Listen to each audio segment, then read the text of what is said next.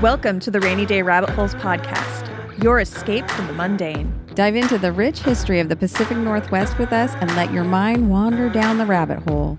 Because in the Northwest, it's always raining something weird. I am Shay. And I'm Jody. Let's fall down the rabbit hole. Jody. Shay. What do retirement homes in Florida, koala bears, and the Lewis and Clark expedition all have in common? Retirement homes in Florida, koala bears, and Lewis and Clark expedition. What ties those three things together? I have no idea. Nothing. They can all give you VD. Whoa, yes.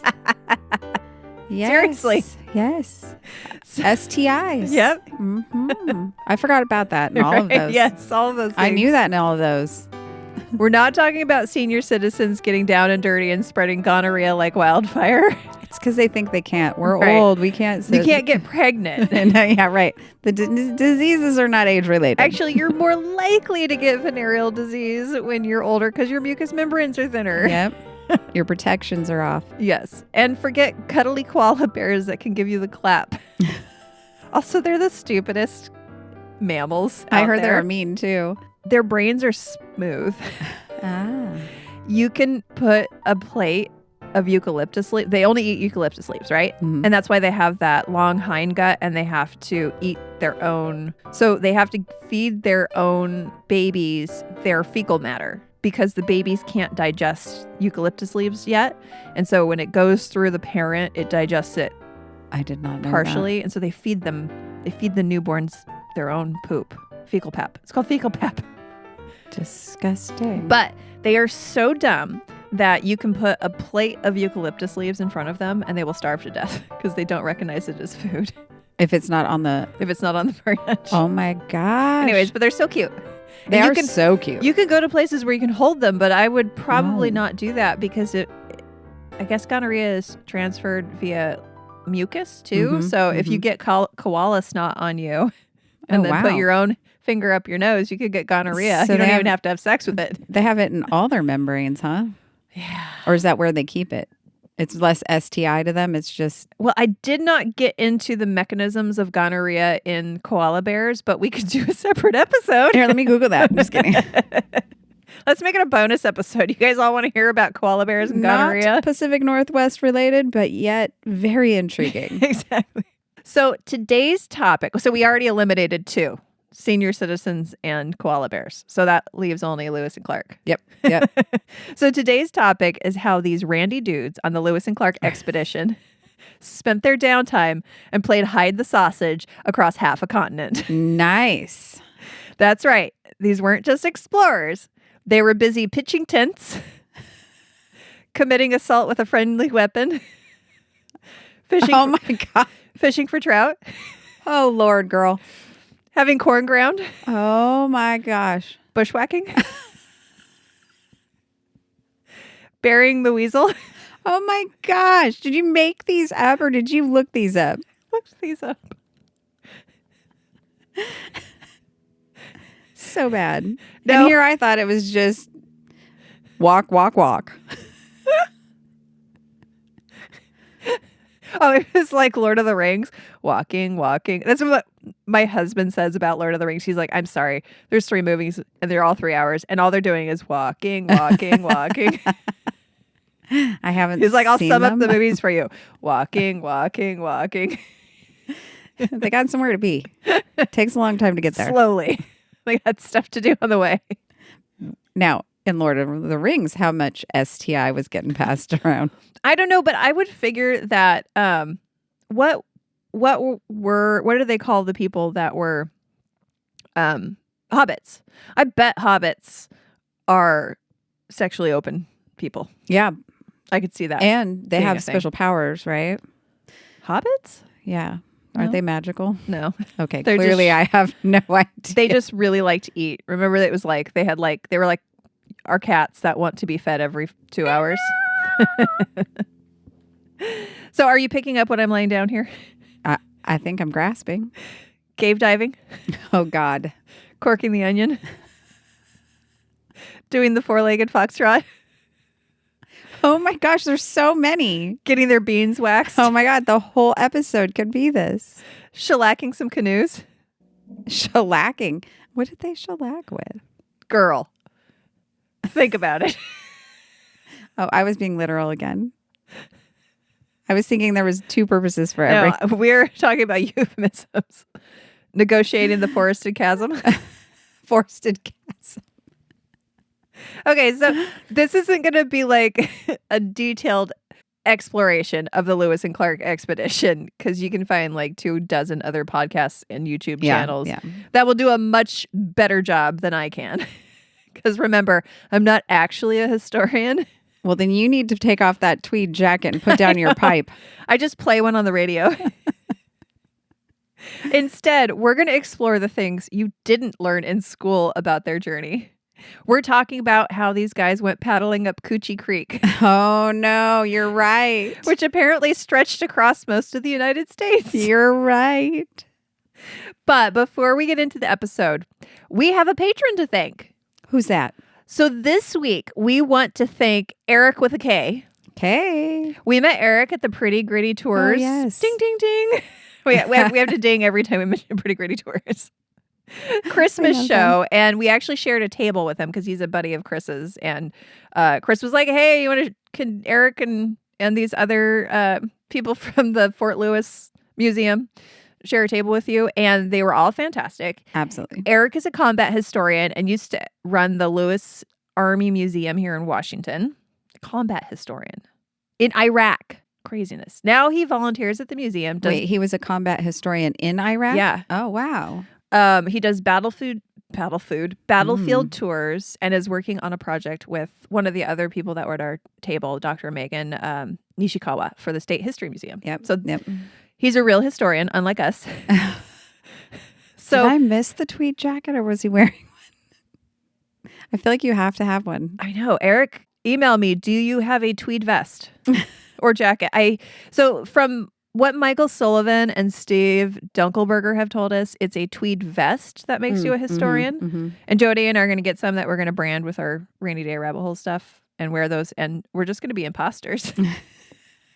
We're wannabe historians. You're going to wear a hat. I'm going to smoke a pipe. Actually, I'm just going to carry a pipe. I'm not going to actually smoke it. Girl, I have a leather wrapped pipe. Oh, with pipe tobacco. Oh, I love that smell. I haven't broken it out in a while. I love that smell. We need to get in the right uniform. We need to get Maybe our we would be better at tweed this vests. if we were wearing our uniform. Would you guys listen to us more if we had a tweed vest on? Well, I think the they take us question here. more seriously. Absolutely. Mm-hmm. I mean, it's like, that's why they put, when they're doing like marketing for supplements, they'll put somebody in a white lab coat. Right. Yeah. That's exactly what I'm talking about. Exactly. So in our case, it would be a tweed vest. Yeah, except for legitimate, though. We're legitimate historians. We've done how many episodes? We play historians on the radio. Yeah. Literally. Yeah. So anyway, we want to thank Eric. He's going to come on the podcast sometime to talk about some awesome Washington State history. And we just want to thank you so much for being a friend of the podcast. Yes, thank you. And welcome. So before we get into the good stuff, we need to do a quick history refresher. Now, if you're in the Pacific Northwest, you can't throw a squirrel without hitting something about the Lewis and Clark expedition. It's kind of all around us and everywhere, and it's a big part of the Pacific Northwest history because for all of us people that are not indigenous, we're like, it's the people who found the place. Right. No one was here. No one was here. They discovered it. There were no people here before. Also, there is documentation that there were European explorers that have landed in Oregon in the 1500s. So it's not like Lewis and Clark were the first people out here for sure. I mean, this was the early 1800s. There were people coming here for 200 years. Right. But they were sent out by President Jefferson because the Louisiana Purchase had just been completed. And it was a $15 million purchase for something like 400,000 square miles of land, and the Pacific Northwest was in the Louisiana Purchase. So they put together this thing called the Corpse. Corpse, yes, Of because it's not the discovery. core. Why would it be spelled core? It's spelled corps. It's the corpse of discovery. And we already had this discussion. It is from a French word that is corpse and means corpse. It's the corpse. It means dead people? Dead body? Didn't it? But it's spelled, the French word actually has an E in it too. Right. It is literally spelled corpse. Corpse. Yep. That is the French word that it comes from, and it is corpse, the corpse of discovery. I'm going to die on this mountain, Jody. Every episode, we're going to have to Incorporate it. We're so dumb. So stupid. Anyway, so the core of I'll capitulate to the masses here. The core of discovery was basically like a giant road trip. So like I said, President Jefferson had just completed the Louisiana Purchase. And so he sent these two buddies. It's Captain Meriwether Lewis and Second Lieutenant William Clark, or as they say in Britain, Lieutenant, because there's a left in it, apparently. Is there a right? I should hope so. If there's a left in it, there's got to be a right in it. Anyway, so them and 30 other dudes and a dog named Seaman. No. Seriously, his name was Seaman. Well, Seaman, Seaman, but Seaman is how you say that, and that is very appropriate for this story. I was just going to say, it's like the perfect toss-up. Perfect tie-in. Like this. Well, oh, you didn't get that reference because you don't play sports. Oh. Because you could hit that out of the park. You know, it was just tossed right up there and you could hit it out of the park. But you know what is called tossing it off? I'm making a hand gesture, guys. You can't see. Look it up. Oh, God. But it has to do, it fits in with this episode perfectly. By the way, this is an episode that maybe you don't want your kids to listen to unless you want to have to explain to them what this all means. Okay, you may, when you edit, need to put this first. Hey, I don't say anything explicit in this. It's all euphemism. That's true. It's up to you to explain that to your children. Yes. By now, you've already discovered you'd like to turn this off while they're in the room. Maybe not. So they were looking for a water shortcut to the Pacific. So at that time, it was believed that the Mississippi River connected to other rivers that led all the way to the Pacific Northwest. Like a highway system. Yeah. So the idea was basically like a water highway. So you could take it from the east to the west. Oh. And that would be fantastic, right? Would be perfect. It'd be super cool. And he also wanted the map along the way. And they were under instructions to journal heavily along the way. Okay. To keep a record of this. And they were naming places as they went, even if they already had another name. Doesn't matter. No, because that wasn't the official name. You Right. only get the official name from Lewis and Clark. Right. And also to make nice with the Native American tribes along the way. Oh. And so they brought lots of gifts and stuff like that. This is a friendly tour. Yeah, I mean, basically it kind of was. And then also part of this is the Spanish were in the Southwest at this time, and they were kind of poking around the Pacific Northwest. So this was also an opportunity to kind of claim dominion over the Pacific Northwest and to keep the Spanish from coming in and claiming it. Got it. We very well could be speaking Spanish today. Hola. Or this wouldn't be part of the United States of America, right? It could be split. Like, yeah, this could be a different country over here. Right. Wow. Right. It could be like North America could be like Europe with like 100 different little countries. Mm-hmm. Yeah. So we have Lewis and Clark in part to thank for the Pacific Northwest being part of the United States as a whole. All right. Let's bring them back and they can help us make it Cascadia. Yeah. We'd like a redo. Yes, thank you. We'd like to be part of Canada now. Thank you. Okay, so along the way, they set off, and along the way, I think everybody in America has probably heard this story in school or through Disney, where they pick up Sacagawea. And I'm not going to go through all of the different versions of how her name actually is probably pronounced. I'm just going to go with what we all know, Sacagawea. You're going to capitulate there too. I am. Word of the day. Capitulate. She was a pregnant Shoshone woman, and I'm going to put this in giant air quotes, or what do we call them from Kill by Kill podcast? Oh, do you remember? No, sticks, fingers, or beep fingers for the radio. Her fingers husband. Oh, Okay. And that's He was a French Canadian trapper who either purchased her or won her while gambling. they didn't fall in love. No, this was not a meet cute. He also had another wife that they called Otter Woman. Oh. I didn't start going down that rabbit hole because I had a focus on sex. So tell me, is it just Disney or is this man's name John Smith? Oh God, no.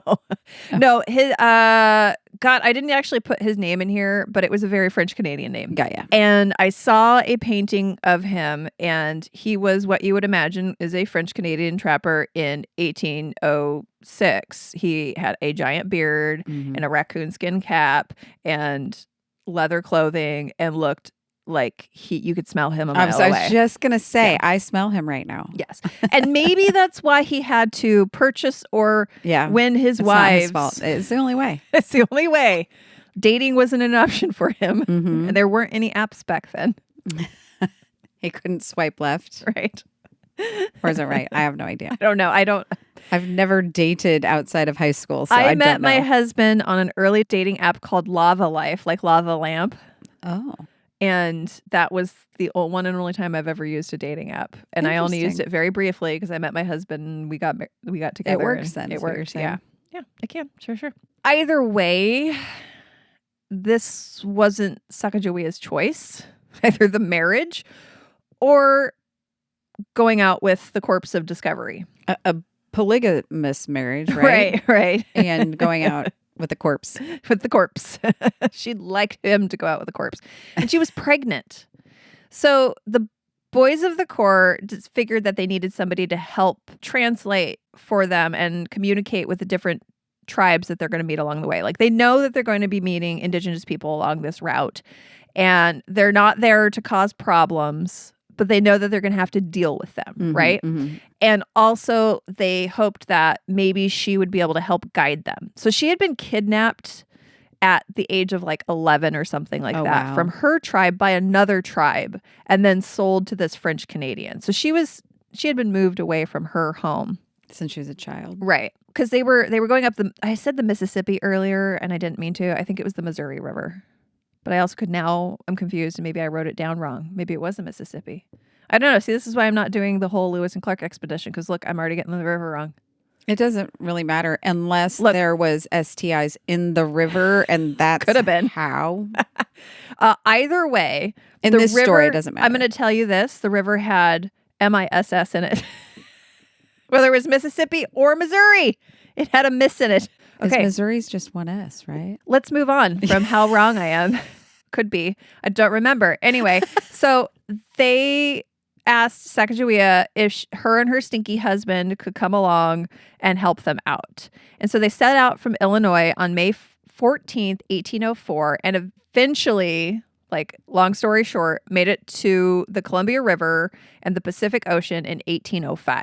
So that's Lewis and Clark Cliff Notes with no details. Okay. Everybody's Give me that year span again. 1804 to 1805. Oh, just a year. And then they made their way back in 1806 to the East Coast. So Jody, when you plan a road trip, do you make I let you do it. Thank you. And that is the way to road trip with me. And I will ensure you have a great time. Do you ever make a packing list though for No. like... I'm so bad. Really? I just throw in my bag. You don't write down a list of things that you need to... Thank you. That's helpful. Again, I don't. No. Okay. So if there's super important things, like, okay, so yes, if I'm going on, I've gone on excursions. Right. If I'm going to an all-inclusive resort in Mexico, no. Oh. Just throwing stuff in my Sure. bag. Or if you're going somewhere where you know that there's a place, you have a credit card and you're an adult. I usually just pack on what I think I might need and then buy the rest. Right. Do you have a magic formula like I do about how many pairs of underwear you bring on a trip? No. Oh, you don't? So here's the magic formula. I am oddly less type A than you, it looks like. It's 2 pairs of underwear per day plus an extra 2 pairs total. Wow. It's because you never know. I grab a handful out of the underwear drawer and I stuff them in You don't count them? Mm-mm. Oh my God, you're playing with fire. I can buy underwear. Shay's face right now reminds me of the day we went out on a excursion for our podcast, and it was maybe 11 o'clock in the morning and we were having dim sum and she looked at me and she goes, your makeup looks nice. And I had been at a concert the night before. And I go, it's from last night. And she's like, what? The look on her face right now when I just say I don't count underwear before I pack them. I'm trying to figure out how that happens. Like what would happen? Oh my God, no, I count underwear and I count them twice. Because you have to figure in that you're either going to wet yourself or crap yourself at least once a day. We are over 40. I'm very willing to just do without if I need. So I have never not. Oh. I have never gone commando. Never? Well, no, I go commando at home, but I have never commandoed in public. Oh, I hate to tell you 50% of the cut this. I'm never borrowing pants from you. Yeah, no, I don't think that would work either. They'd be high waters. That's true. I am a little bit taller than you. Anyway. So Lewis's packing list for crossing a continent was pretty epic. So we're going to talk about this packing list a little bit. How many underwear did you Actually, you know what? I should have, because they had different, you know what? It was a packing list for like the entire expedition. I don't think it was a personal packing list. Oh. And I am going to suspect that underwear wasn't something that they thought about changing on a daily basis back then. So I would say they probably couldn't and didn't. Yeah. I feel like they probably didn't have several pairs. Right. Now, though, I do want to go back to that packing list and see if there's anything that refers to drawers or underwear. I don't know what they called underwear in 1804. Anyway, so we're talking about mathematical instruments for navigation, basic scientific instruments. This was great. In the packing list, it said a cheap portable microscope. Cheap. Is that from Do not spend a lot of money on from this. Temu? Yeah. Definitely got it from Temu. Weapons, gunpowder, clothing, including something called a fatigue frock, which I Googled that and could not find out what it was because I just kept getting shown pictures of army camo dresses. That's a fatigue frock, apparently. Oh. Bedding, cooking, and humping. You don't know. Maybe that was their formal gear. Well, you also just didn't hear me say cooking and humping equipment. Oh. It's supposed to be hunting. Stuck on the frock. Hunting equipment, not humping equipment, but they also brought some humping equipment. And we'll get to that. 150 pounds of portable soup. Portable soup. 150 pounds. And my favorite item, kegs of 5 gallons each, making 30 gallons of rectified spirits, such as is used for the Indian trade. Oh. So they were going to be... So they were getting Indians wasted and hooked on alcohol from the very beginning. Yes, absolutely. Also, though, it's like you're bringing the kegs. So are you distilling on the trail? Oh, yeah. It's a process. You're like setting up and distilling. Or is it distilling in like the boat while you're going? Like you made it and then it's just fermenting because you have to ferment and then distill. I don't know how that worked. I really want to know more about that. But there was also a whole bunch of items labeled Indian presents, gifts that were to be presented to the various tribes they might encounter in order to foster goodwill. So amongst these items included shirts, beads, 20 pounds of, this is how it was written, red dew, like D-O. Red dew. Dew. Assorted. Red doo-doo. Assorted. That's what it said. Small, cheap-looking glasses. Again, probably from Temu. They like cheap looking, yes. huh? Gunpowder knives and cheap brass combs. They just, you have to order a certain amount of stuff on Temu in order to get free shipping. To get the discount. And also a boat and a canoe because they were planning on making most of this trip as much as they could via water. Right. Because that was part of the point. It was like, do we have a water highway to the Pacific coast? But the most fascinating items were in their medicine chest. So remember, Lewis took a crash course. Well, I didn't mention it, but it did happen. Because remember, it is not, I did not say this, but if you heard the story, anyways, Lewis took a crash medical course from one Dr. Benjamin Rush before the trip for 2 weeks. So at least someone... Oh, he got his degree. Exactly. In the 1804. Yes. He's a doctor now. He kind of knew what he was doing. Okay. So apparently these guys were more scared of constipation than bears because they packed so many things to get you moving. Calomel. They did not hear about dysentery. Right. They're going to make their own. The Oregon Trail hadn't happened yet. Oh, right. Right. Calomel is a mercurous chloride compound, and it would not only help you unload some cargo, but at high doses, the mercury in it could cause your teeth and hair to fall out. Oh, Fun, okay. fun. That's when you knew you took too much, huh? Yeah. Or that it was working. A Mexican root called jalap. Just hopefully jalap is not that sounds like a very bad. It's a Mexican root called jalap, described as useful in all cases where it is desirable to produce an energetic influence on the bowels or to obtain large evacuations. Oh my gosh, that's a great description. So basically, it'll make you poop your brains out. Yeah, definitely what you want on your boat trip. Did I take some your canoe trip jalap last weekend? Yes. But it wasn't on my bowels; it was the other end. My God, accidental for my food poisoning or whatever, sprinkled on your popcorn. Girl, I think that was just straight up fecal contamination from the porta potty. Okay, let's not talk about it. There were multiple other laxatives. Like, there were so many laxatives in this list. Like powdered rhubarb, Epsom salt, and 50 dozen Russia's bilious pills, also known as thunderclappers, that contained both calomel and jalap. So like those two very strong thunderclappers. They called them thunderclappers. So they were going to cause you to explode they didn't have toilets per se back then, but your chamber pot or your britches. I think it would be dangerous to use a chamber pot. You better just go outside. Shoot you up off that thing. So the containment is just not going to work. It's just in case one of those other like multiple laxatives they brought did not work. You put it together. And in case you needed stuff to come up out of the other end, there was Ipecac and tartar. Oh. And for skin issues, we've got good old borax and flour of sulfur. And for pain relief, what do you think? Laudanum. There you go. Nothing beats the classics. Good old laudanum and opium. I mean, that's like basically the base of every medicine for like 200 years, right? Yep. Still the basis. Aspirin is in there. And did they bring any of that? Bark from a tree? Actually, I think there was some like powdered, some bark from trees. There you go. Things. There's your aspirin. But I've saved the best for last. To be used along with good old mercury and calomel. This one. 4 pewter penis syringes.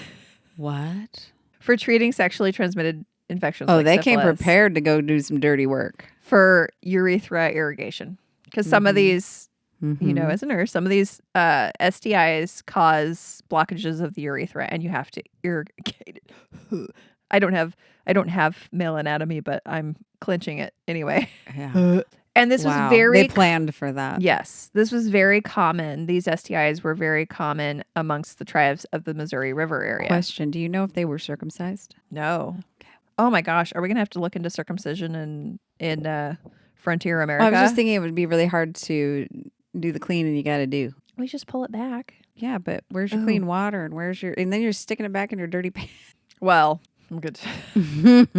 Syphilis and other venereal infections were really common amongst the tribes of the Missouri River, and it wasn't the fault of the tribes. It was the fault of the French and British traders that had been going and having intercourse with the native people. Got it. And they brought these diseases. Smallpox, wasn't it? Wasn't all they did? No, there was a pox of a different kind. And ooh, baby, those 4 syringes got a lot of action over the next 2 years. Oh my, they're reusable, obviously. Well, remember, this was prior to the adoption of any sort of sterilization techniques. Oh, good God. So those penis syringes went right up Steve's dong, and then after a quick rinse, if he was lucky, right up Ted's tube snake. So basically, they gave each other STIs. So gross. Without ever having the S part. Again, I hope if you have children, you have turned it off by now. Put your headphones on. Yeah, before you start this episode, it's going to be in the title. Where no kids. Yeah. So I don't think that most people probably think about the members of the Lewis and Clark expedition parking the beef bus in Tuna Town. But there's no buses. They didn't have that inference. But remember, these were young, virile men. Virile. So they were horny. Who obviously had a sense of adventure. Thank you. And most young men are going to get horny even in the 1800s when bathing was still spotty at best. Yeah. Doesn't matter how much you stink. You Yeah. still need the body wants what the body wants. And lucky for them, they would encounter plenty of chances to polish the porpoise. Ooh. But you know what is better than having a syringe stuck up your one-eyed weasel? God. These ads. Oh, no. Welcome back. And if you want ad-free episodes, bonus content, gifts, and healthy bowel movements, consider joining our Patreon. And to know how to pack appropriately. Exactly. I can give you the secret formula for underwear packing. For less than the price of a 50-pack of Rush's Thunderclappers, you can help our podcast continue to have smooth moves. You like that? Head on over to rainydayrabitholes.com/support to learn more. Way to tie it all together. I love it. So where are we? Oh, yeah. Horizontal refreshment on the Lewis and Clark expedition. Horizontal refreshment. It's kind of nice. It's like a nice lemonade. I'm boinging. Did you have to be horizontal? I mean it's you can be not always been. vertical. Yeah. Upside down, sideways. Right. So the core traveled up the Missouri River. See, I was right. It was the Missouri River. Okay. So earlier, Shay, you were correct. You don't need to feel bad. So they traveled up the Missouri River. I've said Missouri River in here enough times that I believe it's correct. So they traveled up the Missouri River, meeting tons of different Native American tribes. They chatted with the, oh God, hear me trying to pronounce things correctly. Yanktons. Mm-hmm. I probably said that wrong. No, it's perfectly. Apologize. It's perfect. Who wanted rifles and whiskey. That's what they were into. They had a little scuffle with the Lakota Sioux, and then they hunkered down for the winter with the Mandan people. And guess who they met there? That was when they met Sacagawea and her husband. Yeah. Mm-hmm. Her captor. Yes. This winter stop gave our adventurous lads plenty of chances to, shall we say, sheathe the meat dagger with the local women. They dipped that stick, did they? Oh, they did. So luckily for these blokes, the concept of spiritual power transfer wasn't limited to handshakes or awkward icebreakers. It often came via the bedroom. For tribes like the Mandan, Hidsata, and some Algonquin, again, probably said that wrong, I'm so sorry, Algonquin Plains troops, so like the Arapaho, Atsna, and Blackfoot tribes, sex was part of ceremonial rites, each with its own meaning. Among the Mandan, for instance, a young warrior could absorb an elder's hunting prowess by basically sleeping with his wife. So you're a young warrior, you would send your wife to sleep with the older warrior, and then when you slept with her again, you would get his power. Oh, I see. This was a trick to get the power. A transfer of power, yeah. And this was often practiced during rituals like the buffalo calling ceremony. And when they were staying with the Mandan for the winter, Clark sent some men to observe this ceremony, and the guy came back with 4 women that they had given him for spiritual enrichment. That's some solid observation.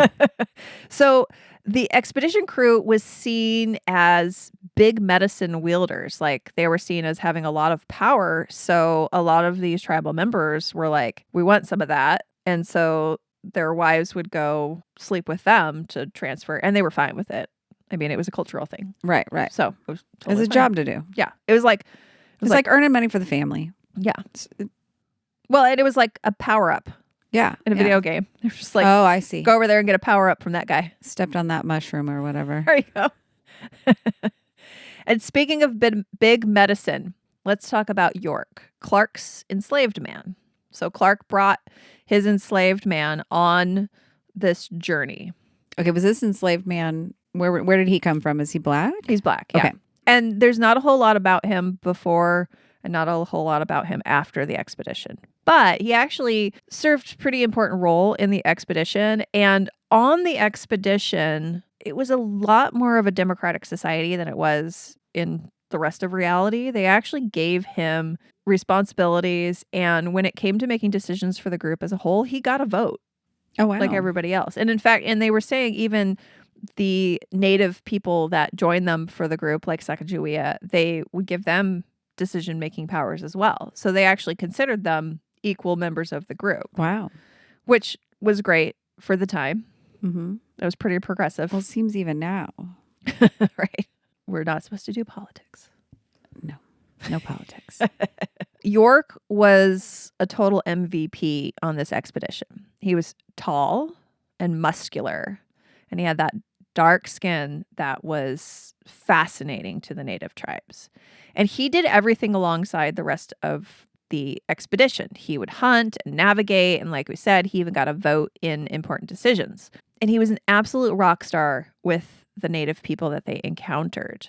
So tribes were just fascinated by him, especially the Nez Perce, who called him Raven's son. In fact, there's one story about they were trying to rub the black off of his skin, and they started rubbing him with sand and other things to the point where he bled. I was They're going to like, say. they thought it was just paint. Oh. He also was a big guy. Like, he was bigger than the rest of the guys. And I think a lot of the tribes people were slim and smaller at that time. So he was just an imposing figure.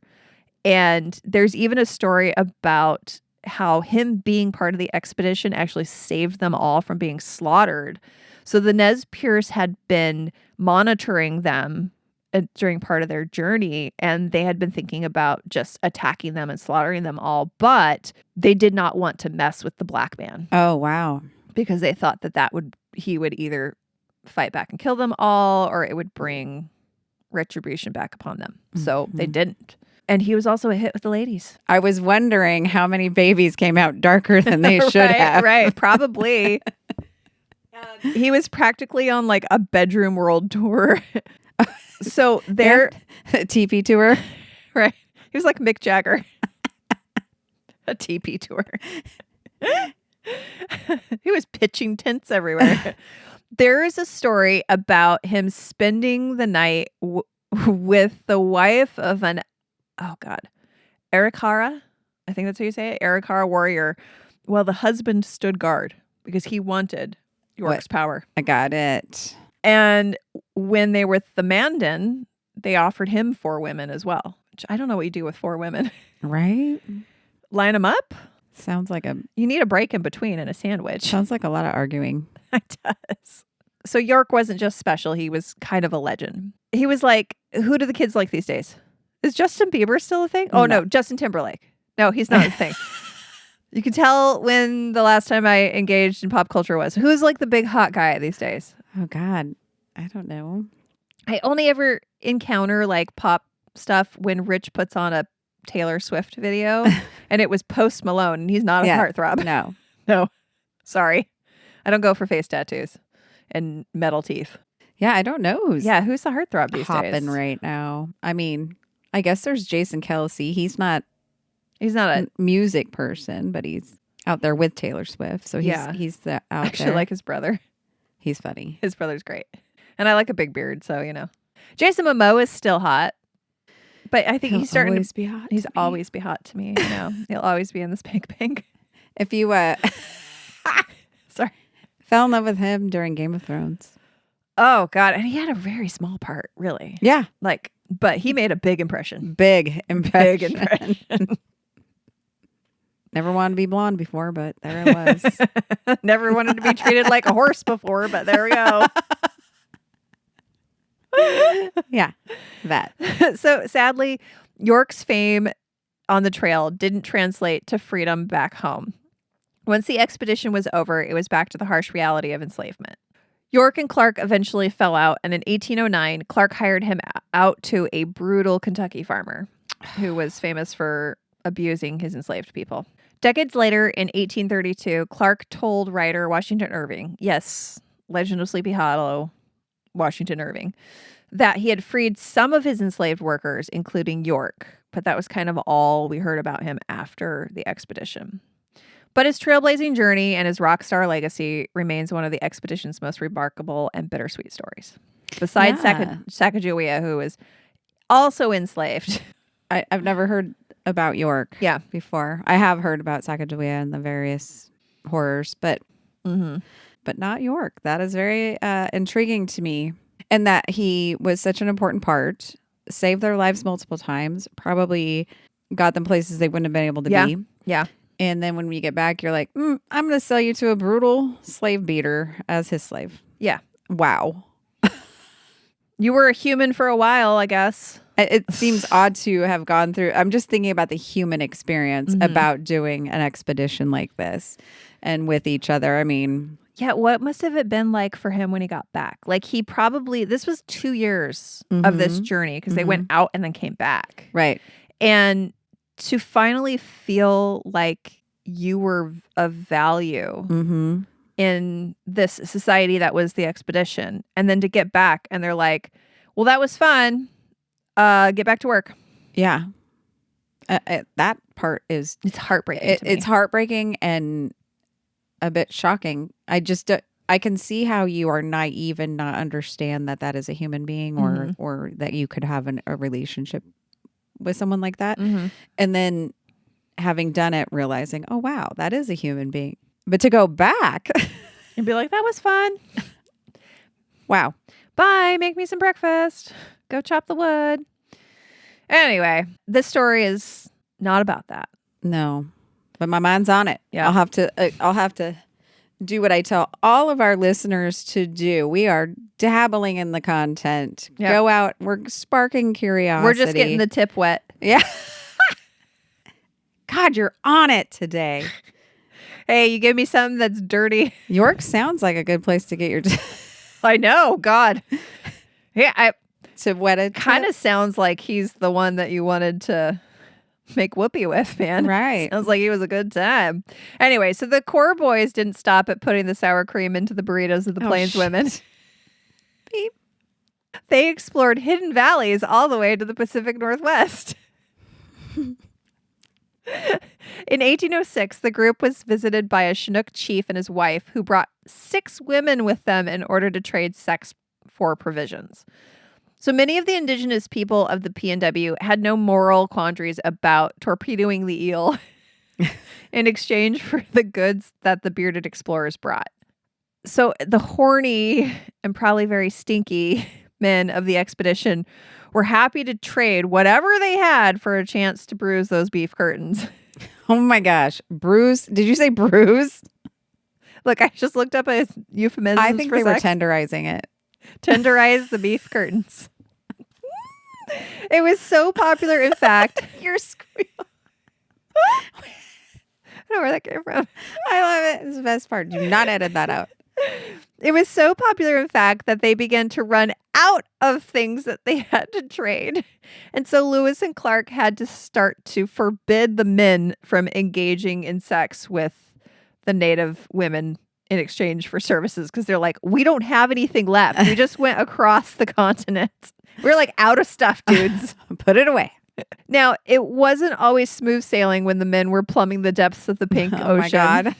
There was one incident of a jealous husband who threatened to kill John Ordway at the Mandan village. So this was earlier in the expedition. Apparently, if women engaged in sex without their husband's knowledge, they could be kicked out of the community or punished.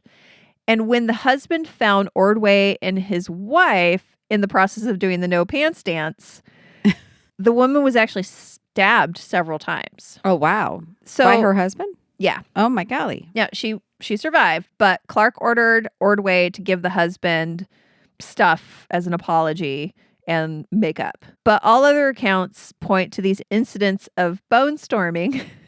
Bone storming.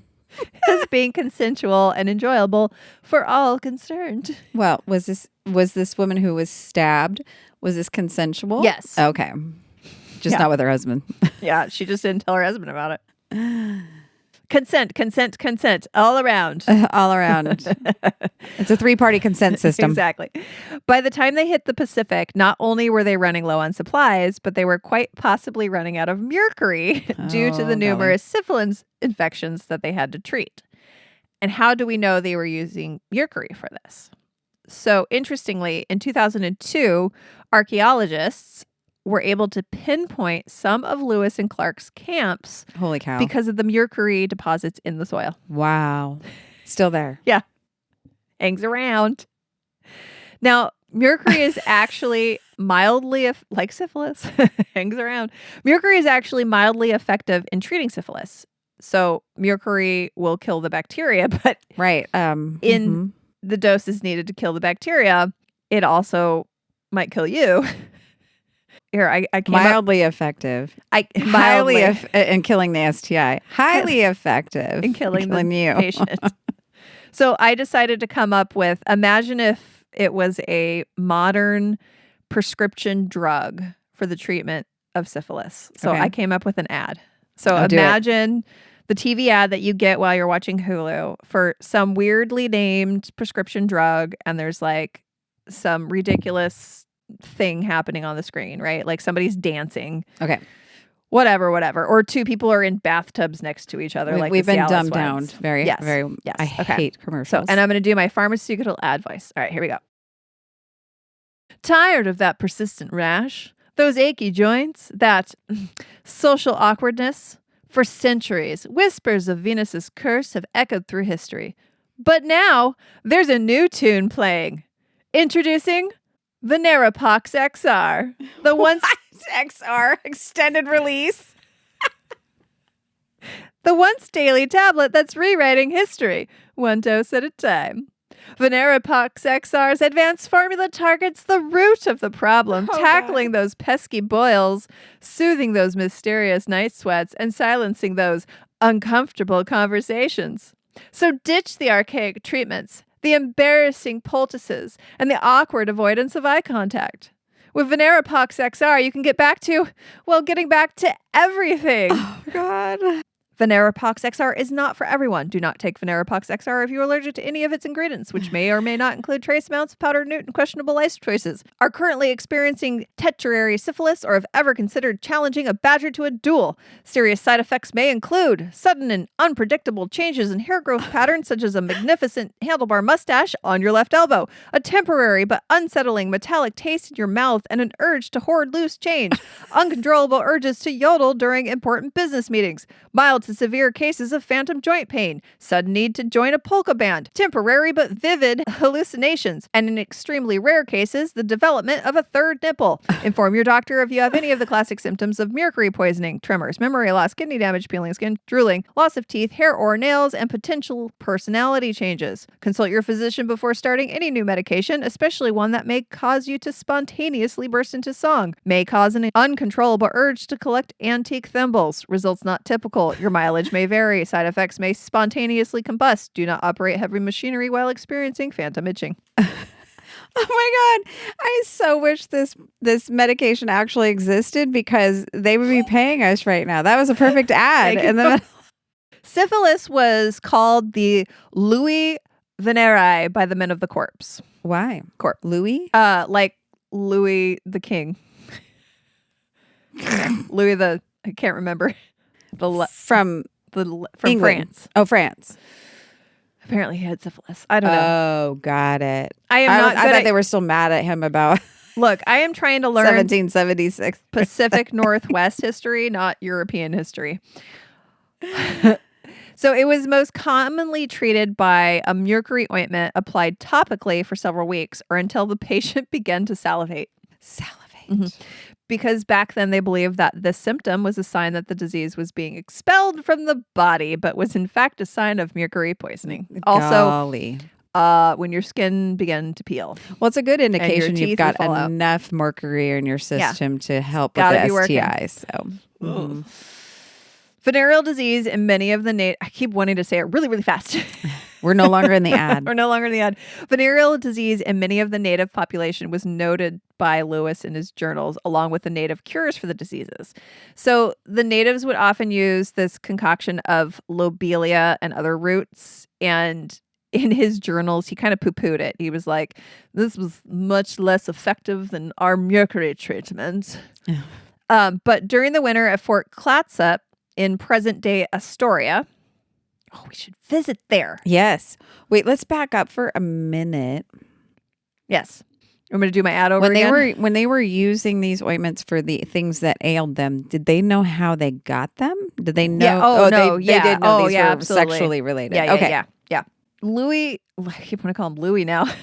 Lewis eventually ordered his men not to engage in mattress gymnastics with the women of the indigenous tribes because he knew that they were giving them syphilis, but I'm sure it did not stop it. Okay. So the syphilis was coming from the natives.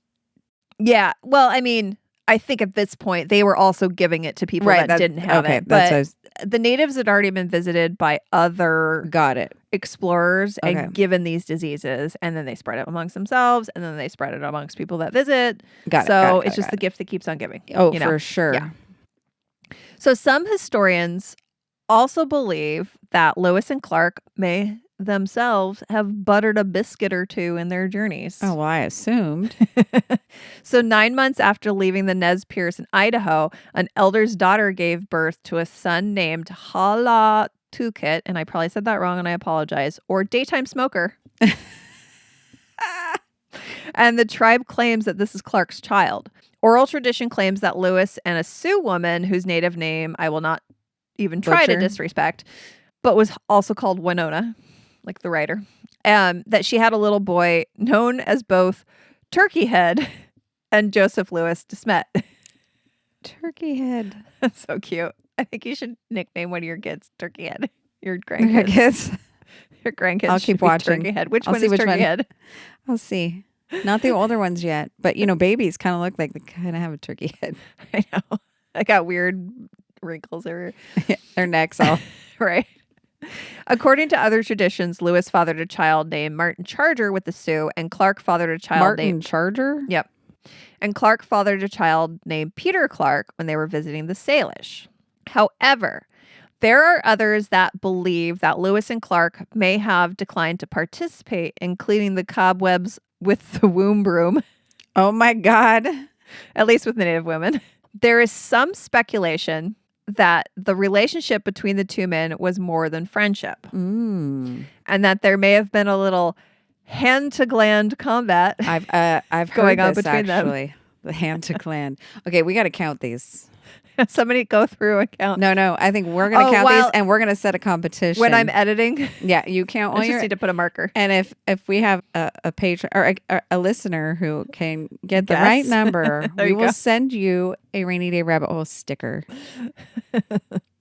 for your water bottle. So I was contacted by a real-ass historian. A real-ass historian. Which one? So it was one of the women that was at the table at Chris's Christmas thing. Oh, yeah. It was Dr. Megan Nishikawa.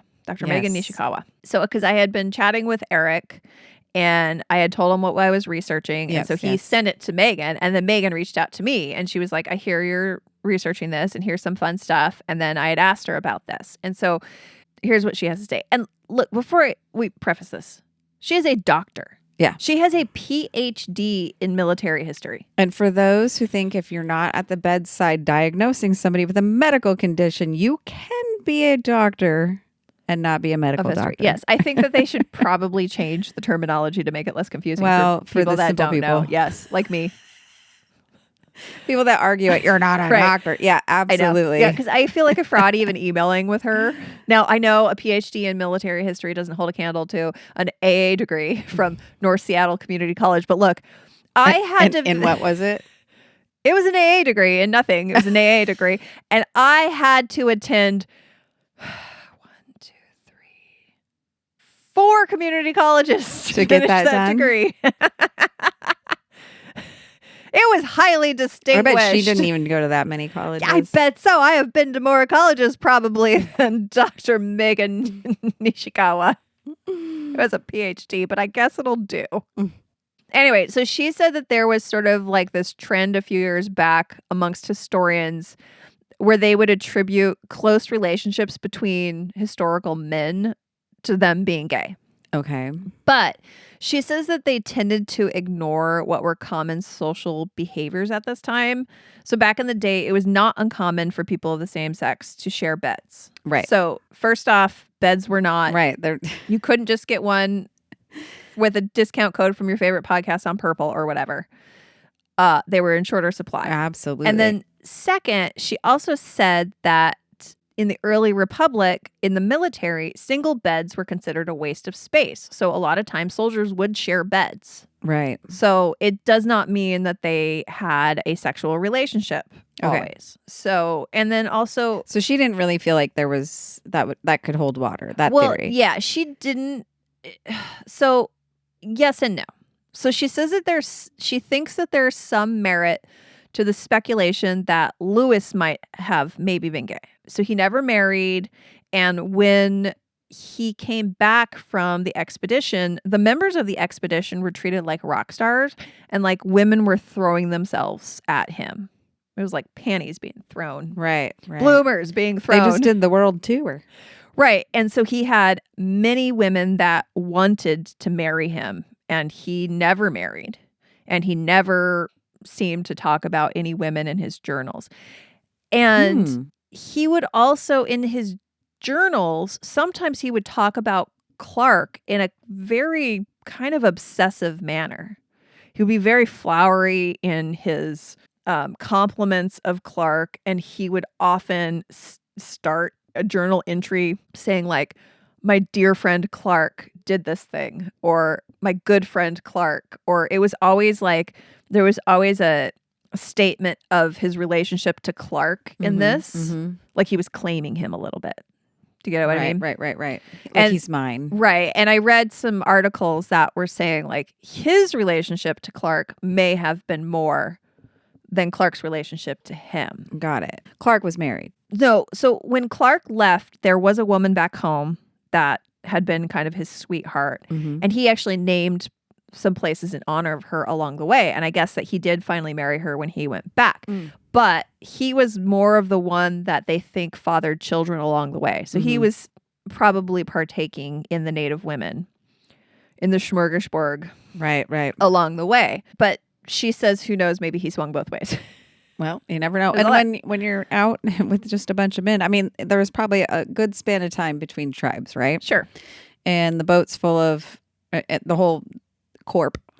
The corpse is full of men. Right. So during those dry spells, you're going to get a little horny. Hey, maybe. All holes are a goal. Isn't that what they say? Yeah. Any especially holes if they're wet and warm. Wet and warm. Well, and the one thing I was reading too also, because there was this whole story about something happening that was an emergency or like a fire or something, or somebody got a bear. I don't know what it was. I don't remember. But anyways, there were all these conflicting stories about Lewis and Clark's reaction to it. They'd be like, Lewis showed up from this area and he said that he had been over here. And then Clark says that he had been somewhere else. And then one of the other men said that they had been both in the boat that was I see. On the shore. And a boat would be a great place if you were going to go give each other a little handy. Right. Because it's covered by a tarp. It's the only private place. Because again, a lot of these men were sharing beds in their camp. Right. And you're going to be sharing a tent with a bunch of dudes. They were pitching tents with other right? Other men, yeah. So who knows? Like, we don't know. Right, no. And they're definitely not going to admit to it back then. Well, heck no. Yeah. So she thinks that, who knows? Maybe on Lewis's part, but she doesn't think that the Clark part holds water. But they could have been playing around on the trail and then gone back to like being who they presented as public facing when they got back. Right. So, but speaking of uncharted territories, let's pause. So that was a doctor's opinion about. Oh God, I didn't ask her if I could quote her on this either. So let's just. Well, you didn't quote her. You just gave I didn't quote her. I had an idea of what she said, and hopefully she would. She said in context, either way, right? She knows this was for. Yeah, I'm not saying she, as a professional opinion, says this, but she is smarter than me. Yeah, I mean, no, we know she's. I smarter didn't than me. notice so quickly say that. I'm going to say it. She's smarter than me. Both of us put together. But maybe I'm funnier than her. I don't know her very well. So anyways, but thank you, Megan. Really appreciate all the information you gave me. And thank you, Eric, for putting her in touch with us. Anyway, so speaking of exploring uncharted territories, let's pause here for a quick message from our sponsors, because while Lewis and Clark had thunderclappers, you can clap for these amazing deals. Thunder. Lightning. The way you love me is frightening. I did a lot of singing. Yeah, today. you're a karaoke machine over there for somebody who doesn't like singing in I know. public. It's because they can't see me. I don't have to have eye contact with real any but me. you. It's fake me. Welcome back. If you love history, humor, and supporting independent creators, check out our Patreon. We promise it's more fun than crossing the Rockies with syphilis. Definitely. Yeah, definitely. I mean, some of that excursion seems pretty fun, but we are definitely safer fun. You will not need an antibiotic or mercury or a little wand. Venerapox XR. Yeah, no. Or a penis syringe. Yeah, no penis syringe. We guarantee that anything we do will never cause you to need a penis syringe. I was going to say probably not medical attention, but sometimes maybe. If you're laughing so hard, you get in a car accident, but that's not our fault. Anyway. So another bit of what I think is maybe kind of evidence that Lewis didn't have any interest in the fairer sex was contained in some of his journal writings. So in one journal entry, he paints a very unflattering picture of the women of the Clatsop tribe. So part of this says they are low in stature, Stature? No, because I'm reading it how he wrote it. Okay. He didn't have very good spelling. Worse gotcha. than me. So I'm going to read it how he wrote it. They are low in stature, rather diminutive, and illy shapen. Illy. Possessing thick, broad, flat feet, thick ankles, crooked legs, wide mouths, thick lips, nose moderately large, fleshy, wide at the extremity, with large nostrils, black eyes, and black coarse hair. Okay, and here's what he said when he was describing the women's attire and anatomy of the Chinook tribe. Okay, this is fun. The dress of the women consists of a robe, tissue, and sometimes when the weather is uncommonly cold, a vest. Their robe is much smaller than that of the men, never reaching lower than the waist, nor extending in front sufficiently far to cover the body. When this vest is worn, the breast of the woman is concealed, but without it, which is almost always the case, they are exposed, and from the habit of remaining loose and unsuspended, grow to great length, particularly in aged women, and many of whom I have seen the boobie, reach as low as the waist. It's spelled B-U-B-B-Y. The bubby. The bubby. Wow. The garment which occupies the waist, and from thence as low as nearly to the knee before, and the ham behind, hamstring, I guess, cannot properly be denominated as a petticoat. Wow. No. I don't think the indigenous women wear petticoats. In the common acceptation of that term, it is a tissue of white cedar bark, bruised or broken into small shreds, which are interwoven in the middle by means of severed cords of the same materials, which serve as well for a girdle as to hold in place the shreds of bark which form the tissue, and which shreds confined in the middle hang with their ends pendulous from the waist. Oh, that was very long. Yeah. The whole being of sufficient thickness when the female stands erect to conceal those parts usually covered from familiar view. But when she stoops or places herself in many other attitudes, this battery of Venus is not altogether impervious to the inquisitive and penetrating eye of the Amorite. So he's basically saying their dresses are so short that when they bend over, you can see their These detailed journals are very detailed. Yes. And he also already was carrying with him that ideal look of a woman. Right. He was a already woman attire. and yeah, like you aren't the ideal woman. Yeah. You're not a Barbie. Right. There was no Barbie, but he already had it. Well, here's my biggest piece of evidence that maybe he didn't like the lady folk. He then drops his scientific tone entirely to declare, I think the most disgusting sight I've ever beheld is these dirty naked wenches. And there it is. So just dirty naked wenches. Yep. Hey, that's my drag name. It's my roller derby name.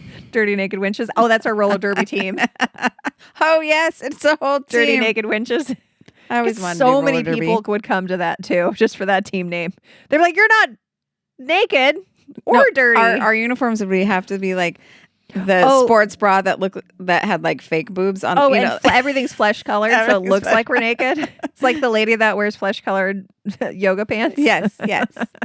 Pretend naked, and then like have our boobs like look like big, huge cleavage. Yeah. Yeah. Did I tell you about when I was driving through Soto one time, like towards Georgetown, and I'm at a stoplight, and there's this lady on the corner, and she's kind of doing a dance. You know, it's the area where there's a lot of people that have substance abuse issues. Mm-hmm. So you see people dancing and talking to themselves. And I was like, man, people really should not wear yoga pants that are flesh colored. And then I was like, no. Or they should wear pants. Most yoga pants don't come with pubic hair. She just had no pants on. She had a hoodie sweatshirt on. Oh, God. And nothing below that. She was Winnie the Pooh. I have seen this before. But she was also standing in the gutter, and I was like, oh, you're going to get trichinosis or something, girl. That's probably the That's from pork. Oh, that's right. There's probably pork in that gutter. It's also probably the least of her worries at that point. Yes. I hope she found some pants. If she gets trichinosis from raw pork. So is it an STI? I don't know. If you put it up your hoo-ha and you get trichinosis, is that an STI? Well, that's what I was thinking. You can cut this piece because the one time I saw a homeless woman doing her thing with no pants on, she was... That's right. She was shoving rocks and stuff up there, right? She'd bend down, pick something up, put it in her little furry pocket, and move on to the next one. But the odd thing was she was very hygienic. She had gloves on. I mean, she had black, like the probably from an ambulance. You don't want your hands to touch anything gross. Yeah, they were like medical gloves, but the black ones. Yeah. We can laugh about it, but it's also just. I did not. The nurse in me was like, he's like, stop. You can't say they've been called multiple times for this woman, and then they put her back out hair, and I'm like, but no. Yeah. So despite his lofty role as an explorer, Lewis could not resist transforming into a 19th century version of a snarky gossip columnist. And it does make you wonder, like, was he just simply not into women? Because the rest of the group seemed to have no problem smashing the women of the Clatsop or Chinook. So yeah, I don't know. I go back and forth on this. I think he either was not interested in women or he just had such a standard about it. Well, also there were certain indigenous tribes that had traditions of body modification. So some of these tribes, when they were babies, they would have their skulls shaped with a flat board, right? Yeah, the flatheads. And so that to him was just disgusting. But the way he talks about this just, makes me think that he was like, ew, girls. Yeah. Or but maybe it's just who knows? Not cute white blonde girl. Right. Who knows? So Meriwether Lewis died by suicide on October 9th, 1809, after getting back from the expedition. And there are some... that's so soon after, actually. So there's some speculations that syphilis may have been the cause of his death by suicide, that perhaps he had contracted the disease along the trail. However, there is nothing to prove this theory.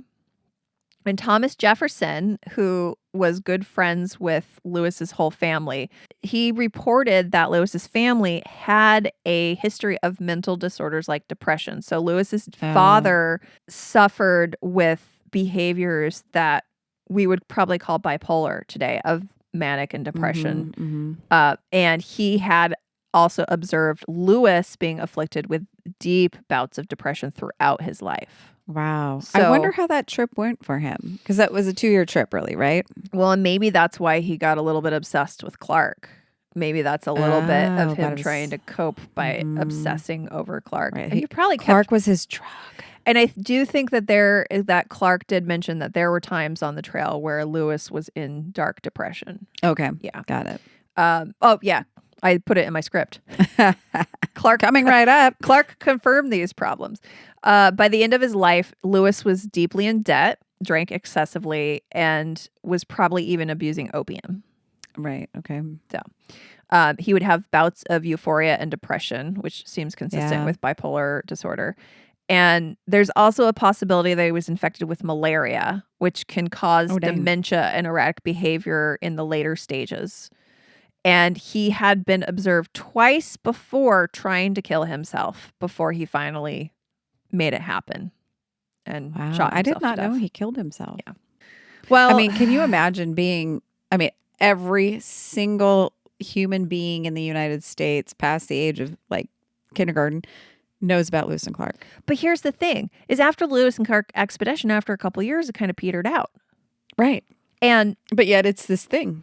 And people think it was like There's the Oregon Lewis and- Trail. yeah. This is why, and we're going to do an episode about Ezra Meeker at the end of his life because people were forgetting about the important places on the Oregon Trail and they hadn't mapped it well. Right. So at the end of his life, Ezra Meeker bought a couple of oxen. Actually, it was a steer and an oxen. He couldn't even find 2 oxen. And he went back out on the Oregon Trail to map it. Yeah, and maybe that's what he was talking about. Basically, he didn't do the Oregon Trail. He remapped the Oregon Trail or something. Well, according to history, he came over on the Oregon Trail, but maybe he exaggerated some of his Right. importance. But then he went back out because he wanted to map it and set monuments, and he would. So he's the one that makes sure that we can see it. Like Yes, you can see and it right in that's- downtown Puyallup. That's exactly why he did Downtown it. Puyallup because has a big thing from Ezra yeah, that he put down there marking the Oregon Trail. yeah, and I think people have had to do that with the Lewis and Clark expedition as Mhm. well. Absolutely. But the difference is the Oregon Trail was settlers that were trying to come this way. They weren't worried about journals. Right. Absolutely. They weren't worried about mapping or making, because Thomas Jefferson had said to the Lewis and Clark expedition, I want detailed daily journals. I want a map. I want a record of everything you guys are doing. And the Oregon Trail wasn't like that. No, so it's we just getting by, surviving every single day. Right. So we can trace the Lewis and Clark expedition through their journaling pretty well. Mm-hmm. The Oregon Trail, not as much. No. So I'd imagine it's more like occasional journals / diaries and then some letters. Right. Maybe. But also think about it like, okay, so it happened in the early 1800s. So why would people in the next 10, 15 years really even know about it unless somebody told them? There wasn't a Yeah. standardized educational curriculum where Right. people would learn this. So They probably didn't know they were making history. Exactly. In reality, they were just venturing out to make a Right. better life. Right. They did not realize what kind of impact they were having on Right. history. Well, Meriwether Lewis's journey ended in tragedy. The legacy of the corpse of discovery lives on. Part exploration, part diplomacy, and as we've seen, part horizontal cha-cha across uncharted Oh my territory. gosh. Another one. The men of the expedition may not have found a Northwest Passage, but they certainly explored the fertile valleys in every sense of the word. Oh, Along the way, they exchanged not just gifts and goods, but also bodily fluids and venereal disease, leaving a lasting legacy, both good and bad, in their tsunami-like wake of man batter. Man batter. Oh my God. I just yelled in the microphone. For those of us in the Pacific Northwest, Lewis and Clark's journey didn't just make history. It paved the way for the PNW to become a gateway to the Pacific, literally and figuratively. You can still visit landmarks like Fort Clatsop, where the corpse wintered, no doubt pitching tents, both literal and figurative. Or Cape Disappointment, where we're going in a couple of weeks. Mm-hmm. So the Cape Disappointment Lighthouse, where you might imagine them anchoring the beef boat in uncharted waters with a local Chinook beauty. We talked about Cape Disappointment in one of our first episodes for Astoria. Oh, yeah.